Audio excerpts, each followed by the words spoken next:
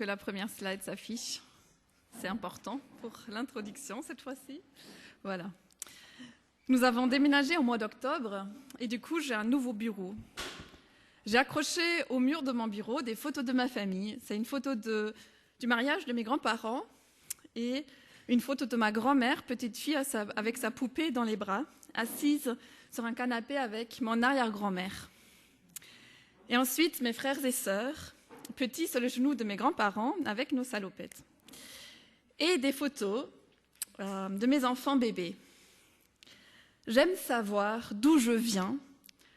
Je n'ai pas toujours bien accepté mon histoire familiale, mais j'aime ce lien avec les personnes qui nous ont précédés. Nous commençons l'année en plongeant dans l'Évangile selon Matthieu, premier livre du Nouveau Testament, avec notre série « Jésus dans la vraie vie ». Jésus est né dans une histoire familiale qui a commencé bien avant sa venue dans ce monde. Qu'est-ce que ça signifie pour lui? Qu'est-ce que ça signifie pour nous? Naître et devenir, ce sera notre première étape dans ce cheminement avec Jésus. Et l'évangile de Matthieu commence ainsi, les premiers mots, livre de l'engendrement de Jésus-Christ. Jésus n'a pas été parachuté dans ce monde. Son entrée dans l'histoire de son peuple s'est accomplie par une multitude de couples et de naissances depuis Abraham, à travers des centaines de siècles. Nous voilà à l'écoute de son histoire familiale, de son arbre généalogique, dans Matthieu, chapitre 1, les 18 premiers versets, et la lecture sera faite par Alexia, Bernard, Claude et moi-même. Donc vous pouvez vous approcher déjà. Donc on va lire le tout début de l'évangile de Matthieu. Livre de l'engendrement de Jésus-Christ, fils de David, fils d'Abraham.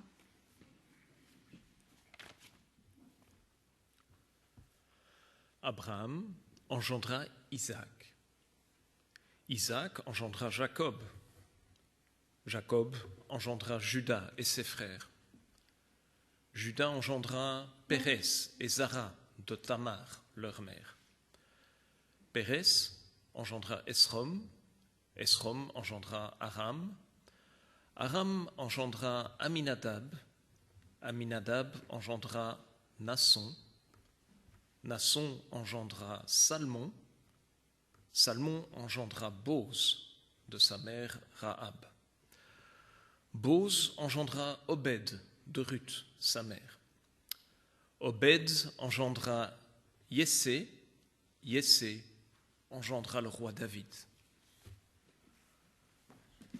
David engendra Salomon de la femme d'Uri. Salomon engendra Roboam. Roboam engendra Abia.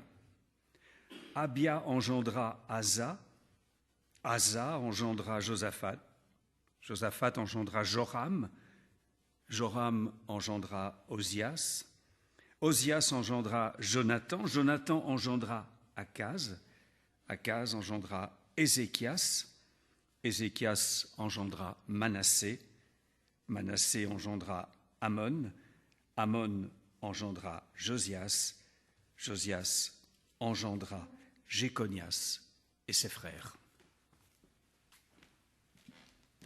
Ce fut alors la déportation à Babylone. Après la déportation à Babylone, Jéconias engendra Salatiel. Salatiel engendra Zorobabel. Zorobabel engendra Abiud. Abiud engendra Eliakim. Eliakim engendra Azor. Azor engendra Sadoc. Sadoc engendra Hakim. Hakim engendra Eliud. Eliud engendra Éléazar. Éléazar engendra Mathan. Mathan engendra Jacob. Jacob engendra Joseph, l'époux de Marie, de laquelle est né Jésus, que l'on appelle Christ. Le nombre total des générations est donc 14 d'Abraham à David, 14 de David à la déportation de Babylone, 14 de la déportation de Babylone au Christ. Voici quelle fut l'origine de Jésus-Christ. Il y a des textes bibliques après lesquels on a l'impression qu'on peut aller s'asseoir, on n'a pas besoin de prédication. Ici, je pense que quelques explications vont nous aider. Aujourd'hui, de plus en plus de personnes s'intéressent à leur arbre généalogique. C'est devenu une passion, un hobby, certainement aussi une sorte de quête d'identité. Dans l'univers de la Bible, les généalogies ne sont pas anecdotiques, mais jouent un rôle important, central. Elles disent au peuple d'Israël qui sont les personnes qui les ont précédés sur le chemin de la vie, sur le chemin de la foi. La généalogie que nous avons ici n'est pas exhaustive, il manque clairement des noms, mais elle est sélective, comme beaucoup de généalogies dans la Bible, qui ne mentionnent souvent que quelques étapes dans une lignée.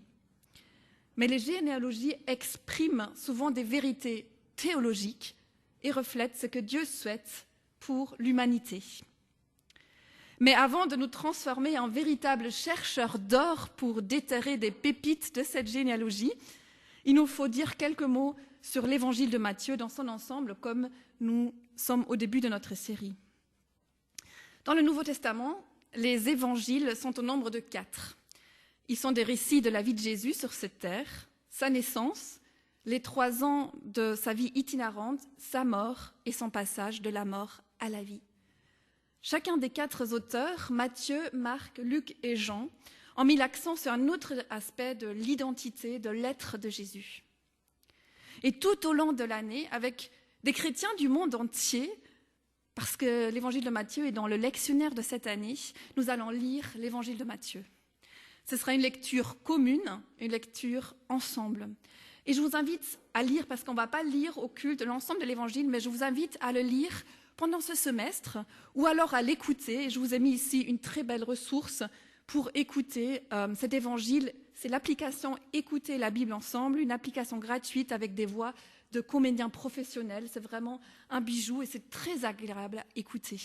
Écoutez, lisez tout l'évangile ces prochains mois. Nous allons cheminer avec Matthieu les 2 premiers mois, notre série Jésus dans la vraie vie. Et ensuite, quand nous allons cheminer ensemble vers Pâques, nous allons revenir aussi à Matthieu. Après Pâques encore, on va se concentrer sur les discours de Jésus, parce qu'il y en a 5 grands discours dans cet évangile. Et finalement, après une grande pause, nous allons reprendre Matthieu pour la saison de l'Avent. Donc voilà un peu notre programme pour cette année. L'évangile de Matthieu a eu un succès immédiat. Il est le plus cité parmi les premiers penseurs chrétiens et longtemps, il a été le plus lu pendant le culte.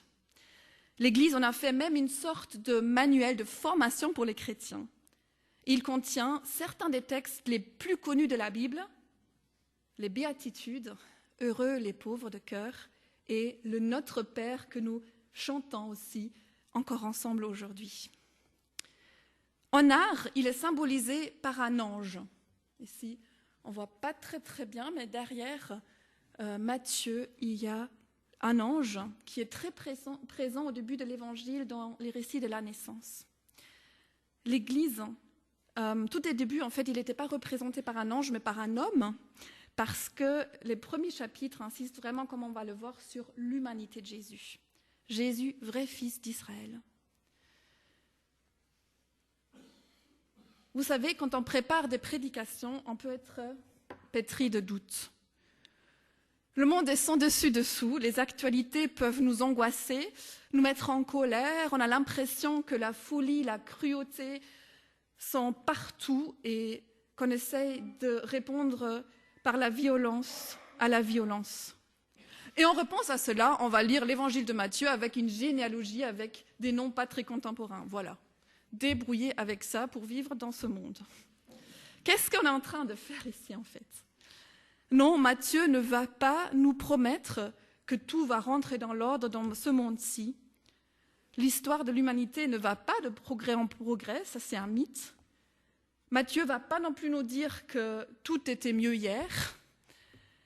Mais finalement, en étudiant cette généalogie, j'ai été consolée et émerveillée de constater que même une généalogie vient nous rejoindre dans le chaos de notre monde. D'une manière à la fois évidente et surprenante, naturelle et surnaturelle. Selon un théologien, qui est un des spécialistes du Nouveau Testament aujourd'hui, pour Matthieu, l'Église n'a pas le droit de se replier de façon autosuffisante. Elle a au contraire une tâche à accomplir dans le monde. Et c'est ça que nous allons voir ensemble ces prochaines semaines, ces prochains mois, suivre les traces de Jésus dans la vraie vie et s'attacher à lui profondément, intensément, malgré nos faiblesses, notre impuissance et notre angoisse. Voilà, nous y sommes, nous allons nous transformer en chercheurs d'or. Dans cette généalogie, Jésus est tout d'abord présenté comme le fils de David et le fils d'Abraham. En l'appelant fils de David, Matthieu ne laisse pas de doute sur ses intentions. Dès les premiers mots de son évangile, il présente Jésus comme le tant attendu par le peuple d'Israël, le Messie, le roi par excellence, le libérateur. David est d'ailleurs, dans cette liste de noms qu'on a lu, le seul qui va recevoir un titre, ça c'est le titre de roi. Donc ça, c'est un élément à retenir. Nous avons ici vraiment un résumé de l'histoire du peuple d'Israël, mais non pas un résumé en récit, comme parfois on trouve dans les psaumes qui vont décrire ce qui s'est passé, mais en résumé par les personnes. Il y a tout d'abord l'époque qu'on appelle l'époque des patriarches, que Bernard nous a lu, Abraham, Isaac, Jacob et les autres. C'est la saison des promesses, pourrait-on dire. Promesses importantes adressées à Abraham: à travers toi, toutes les familles de la terre seront bénies. En étant non seulement fils de David, mais aussi fils d'Abraham, Jésus, profondément enraciné dans l'histoire de son peuple, est aussi celui à travers lequel cette promesse sera accomplie. En lui, toutes les familles de la terre seront bénies. Vient ensuite l'époque de la royauté que Claude a lue pour nous. David, Salomon et les autres rois. Jusqu'à ce qu'intervienne la catastrophe, l'exil, qui est ici vraiment présenté comme une véritable déchirure, coupure dans l'histoire du peuple. Le trône de David est vacant depuis lors. Hérode, dont Matthieu parlera au chapitre suivant, n'est pas un roi légitime. Le trône de David est vacant. Et la dernière période de cette généalogie lue par Alexia va de l'exil, de cette déchirure, jusqu'à la naissance de Jésus. Plusieurs éléments sont interpellants, particuliers dans cet évangile, dans ce début d'évangile.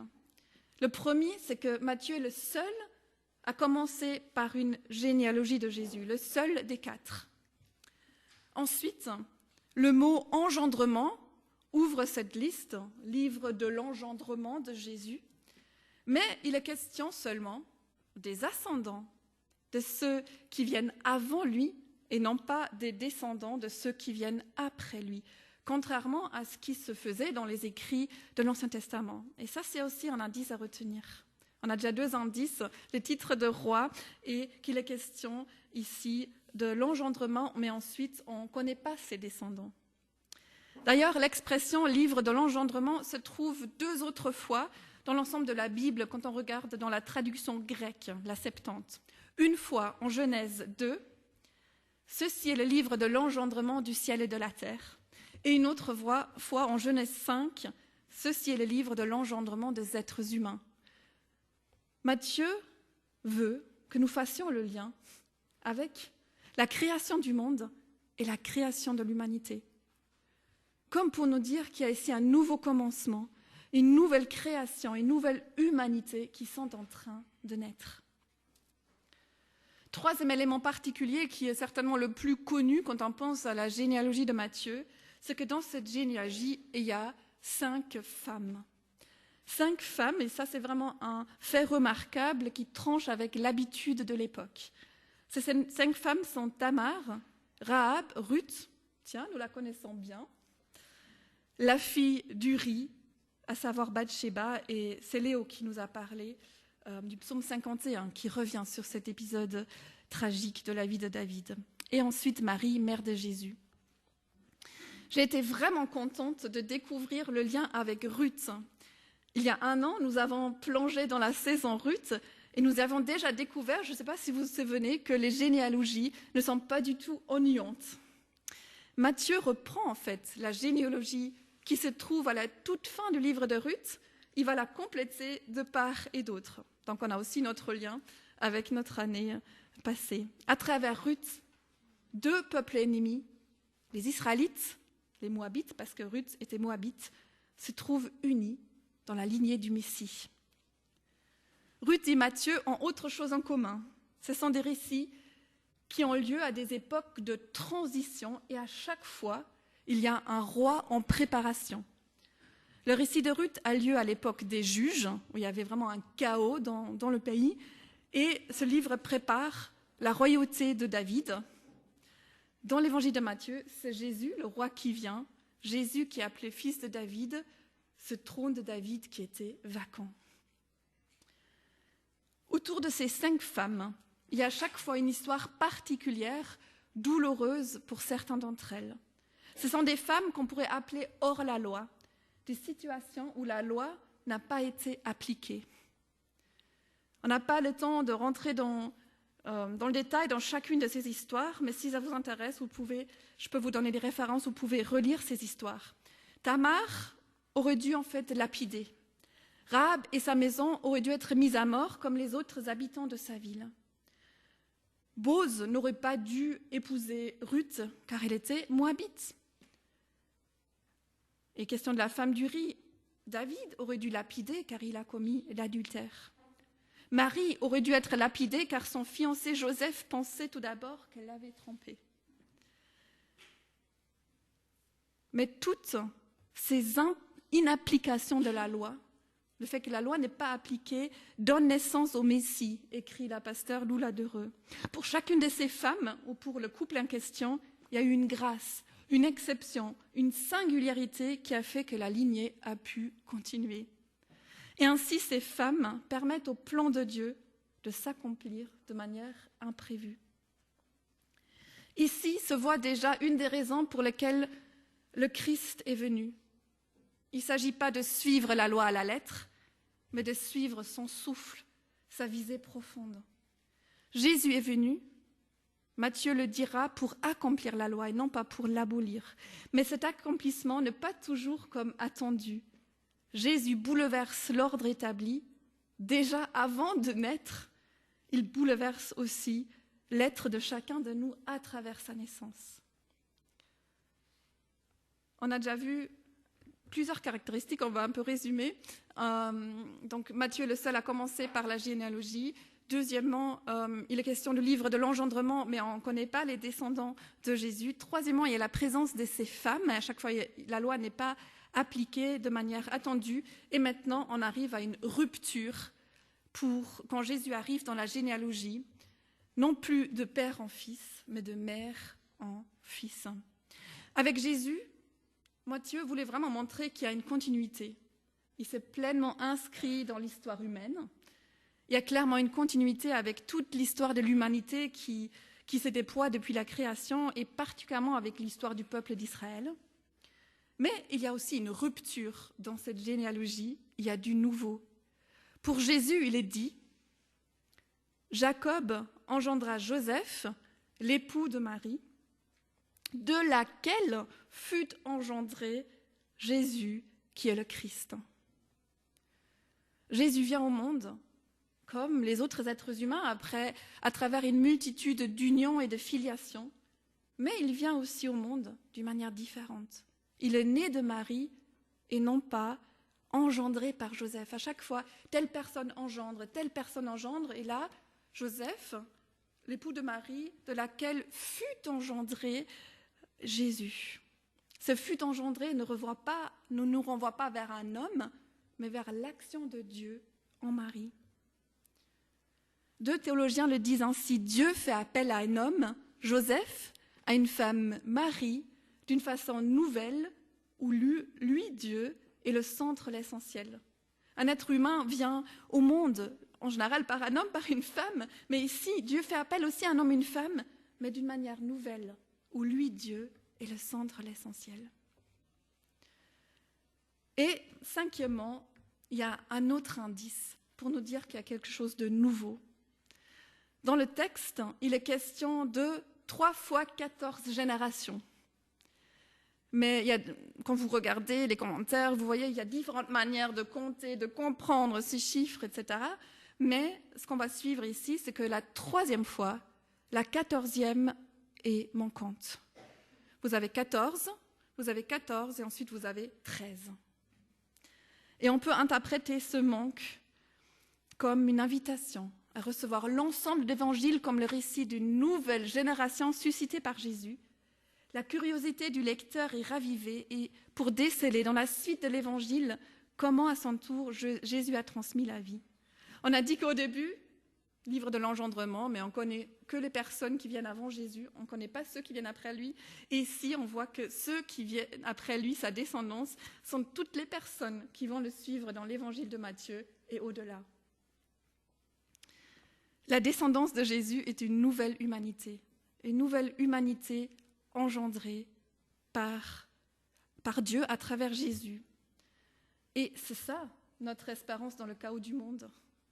Il y a quelque chose de nouveau qui est en train de germer, quelque chose qui a de profondes racines, des racines si profondes qu'elles remontent ou qu'elles descendent plutôt à l'origine, à la création de la terre, des cieux, de l'humanité, mais quelque chose qui est aussi complètement nouveau.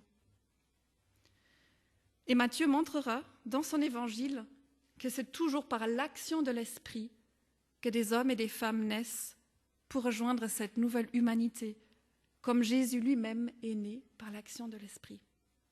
Ce sont des hommes et des femmes qui sont déjà nés, comme vous et moi, qui sont enracinés dans une histoire humaine, une histoire familiale, mais qui se laissent déplacer par celui qui vient, par ce roi en préparation, par celui qui est à la fois le fils de David et le fils d'Abraham. Des hommes et des femmes qui, on va le voir, vont se laisser déplacer par une parole inattendue, une parole qui va inclure des questions, des silences, une parole qui va toujours être issue d'une rencontre. Il y aura des dialogues entre Jésus et les personnes, les femmes, les hommes, les enfants, qui sont en train de naître à cette nouvelle humanité. Parfois, c'est Jésus qui va interpeller, qui va prononcer les premiers mots « Suis-moi ». Et parfois, ce sont les autres qui s'approchent de lui, comme on le verra dimanche prochain. « Seigneur, si tu le veux, tu peux me purifier. » Mon bureau, dont je vous ai parlé tout au début, a aussi une autre caractéristique. La table sur laquelle je travaille a été surélevée pour que je puisse regarder dehors.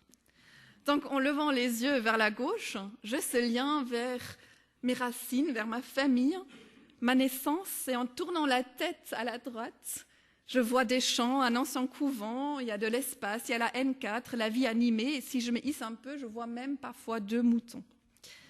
Il y a un enracinement, il y a ce qui me déplace. Matthieu lui-même sait quelque chose de cette parole qui déplace, qui vient à nous d'une manière inattendue. Une parole qui nous fait naître. Et pour que, suite à cette naissance, nous puissions toujours plus devenir ce que nous sommes, la nouvelle humanité, les descendants de Jésus, nous avons besoin de nous laisser déplacer par cette parole encore et encore, de la réentendre, de la mâcher jusqu'à ce que nous puissions l'assimiler et vivre d'elle.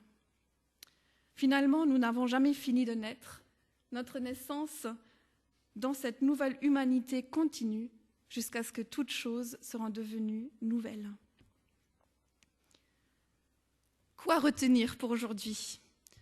Jésus se pleinement inscrit dans l'histoire humaine. En lui, il y a une continuité avec la création du monde, la création de l'humanité. Et avec lui, il y a quelque chose de nouveau qui commence. Sa descendance est une nouvelle humanité engendrée par Dieu en Christ, par la rencontre avec lui, par la réception et la mise en action de cette parole inattendue qui fait irruption dans notre vie. Une parole qui nous déplace. Alors, envie de le suivre sur le chemin, alors rendez-vous dimanche prochain. Nous allons accompagner Jésus dans la vraie vie qu'il a vécue. Ce sera la semaine prochaine, Jésus avec les malades. Amen.